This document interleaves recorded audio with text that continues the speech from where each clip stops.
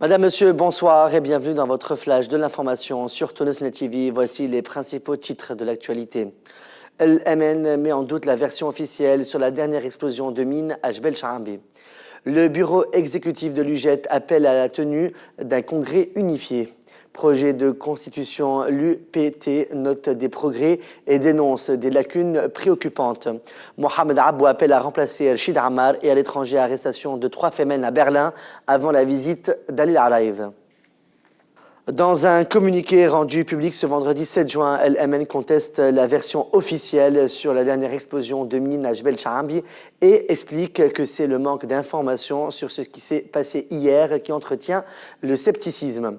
Au lendemain du décès de 2 militaires dans l'explosion, El MN exprime sa crainte de voir les derniers événements à Jbel Chaambi être mis à profit pour commettre des violations des droits de l'homme. Le parti cite notamment la mesure prise par le ministère de l'Intérieur d'imposer une demande d'autorisation avant toute manifestation, alors qu'elle se contentait d'être seulement informée par le passé.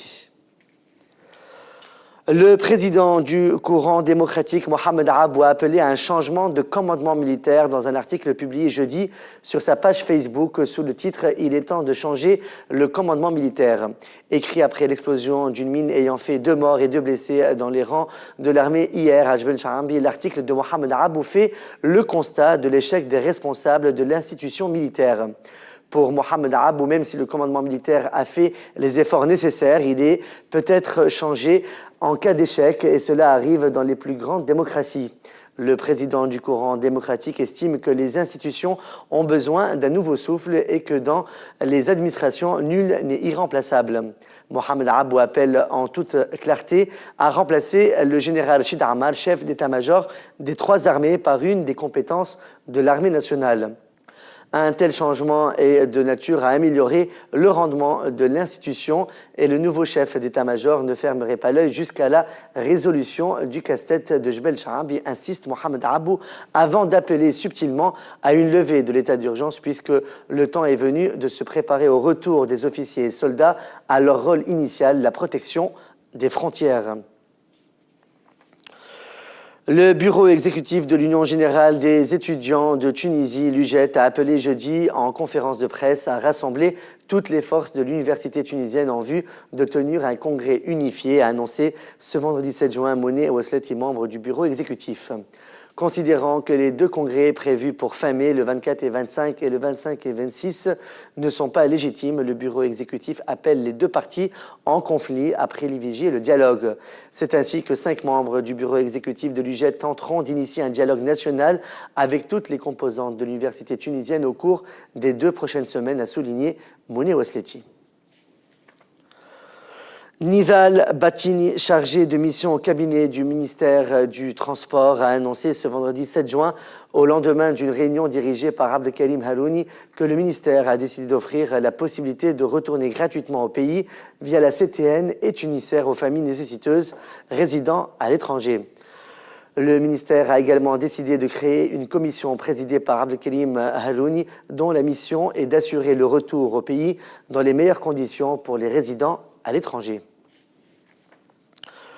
Le député et membre du bureau exécutif Denis Detounes, Khmais Sila, a indiqué ce vendredi 7 juin que les cadres de l'Union pour la Tunisie réunis hier au siège de Joumouri ont apprécié les progrès réalisés dans le dernier projet de constitution du 1er juin, tout en notant que certains nombres de lacunes sont commises. Khmais Sila a expliqué que l'Union pour la Tunisie a constaté une contradiction entre l'article 1er et l'article 141, l'islam comme religion d'État, et continue à s'opposer à la fixation de l'âge maximal de 75 ans pour se porter candidat à la présidentielle selon l'article 73.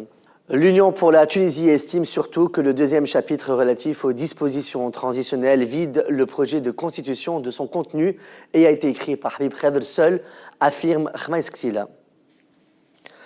Le secrétaire général de Nahda, Hamadi Jbeli, a estimé dans une interview accordée au journal El Tounseya que les partisans de la Troïka au pouvoir et de l'opposition doivent prendre conscience du fait que le prochain chef de l'État devra être issu d'un consensus et pourrait cohabiter avec un gouvernement dont la majorité pourrait être l'opposition. Hamadi Jbeli précise dans la même interview qu'il n'a pas encore présenté sa candidature à la présidentielle et qu'il est actuellement préoccupé par d'autres priorités au sein d'Ennahda.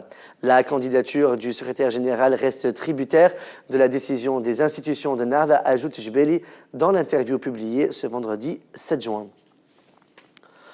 L'ancien président de la République provisoire en 2011, Foued Mbaza, estime avoir rempli son devoir et beaucoup donné au long de sa carrière politique, d'après une interview publiée ce vendredi 7 juin dans le journal El Chourouq.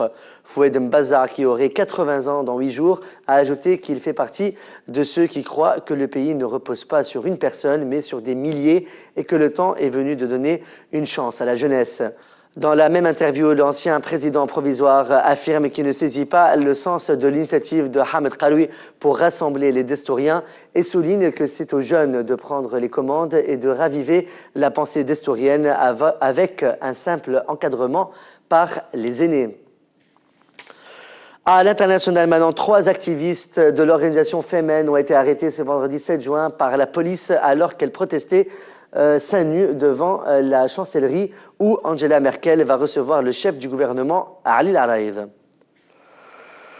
Une affichette de propagande publiée jeudi sur la page Facebook du président syrien Bachar al-Assad a suscité une vive polémique sur le net puisqu'on y voit des soldats, tanks et hélicoptères sur un fond de paysage urbain rappelant le nouvel aspect pris par certaines métropoles des pays du Golfe ces dernières années. Le slogan écrit sur l'affichette est suffisamment explicite pour constituer une menace à peine voilée contre les pays du Golfe. L'armée arabe syrienne est à la hauteur. Nous arrivons. Les administrateurs de la page Facebook d'Al-Assad ont ajouté leur pincée de sel en assurant que lorsque l'armée arabe syrienne combat, elle gagne. Une Floridienne âgée de 84 ans, Gloria Mackenzie, a remporté une cagnotte historique. La loterie américaine ont annoncé mercredi les autorités de l'État de Floride. Elle est en effet l'heureuse gagnante de 590,5 millions de dollars du célèbre Powerball dont les organisateurs ont confirmé qu'il s'agit du plus gros lot jamais remporté par une seule personne.